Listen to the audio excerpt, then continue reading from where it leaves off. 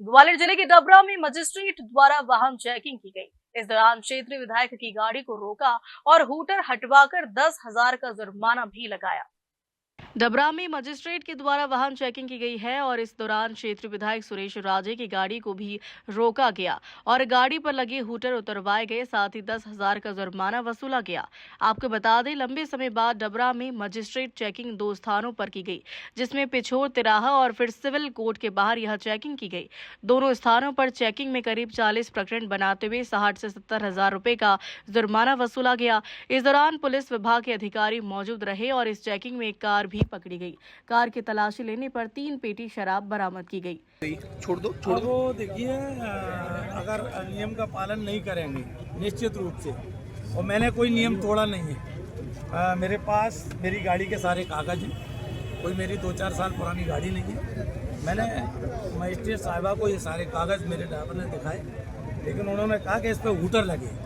तो मेरा ये कहना है कि हूटर तो प्रदेश में ऐसे ऐसे लोग लगाए घूम रहे हैं। ये मैं तो एक चुना हुआ जनप्रतिनिधि हूँ और हूटर का इस्तेमाल कोई अनायास हम लोग करते नहीं। मेरे शहर के अंदर, पूरी विधानसभा के अंदर मैंने कभी हूटर के सहारन आपको देखने को नहीं मिला। लेकिन जब हम शहर से बाहर जाते हैं और तमाम टोल टैक्स पे जो स्थिति बनती है कि एक एक घंटे लोगों के वाहन खड़े रहते हैं, सिर्फ हूटर हमारे उस काम आते हैं। और मैं समझता हूँ अगर प्रदेश में ये नियम लागू है तो सबको नियम का पालन कराए, हम भी उसका पालन करेंगे।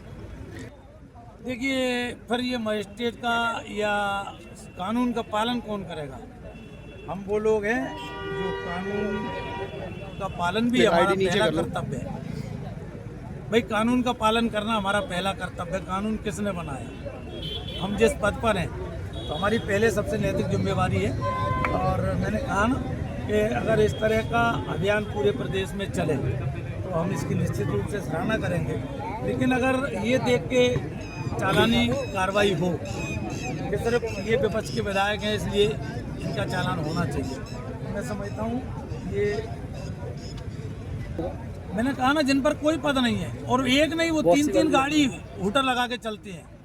और लेकिन मैंने कहा ना, लेकिन मैंने मुझे लगा कि मुझे कानून का पालन करना चाहिए।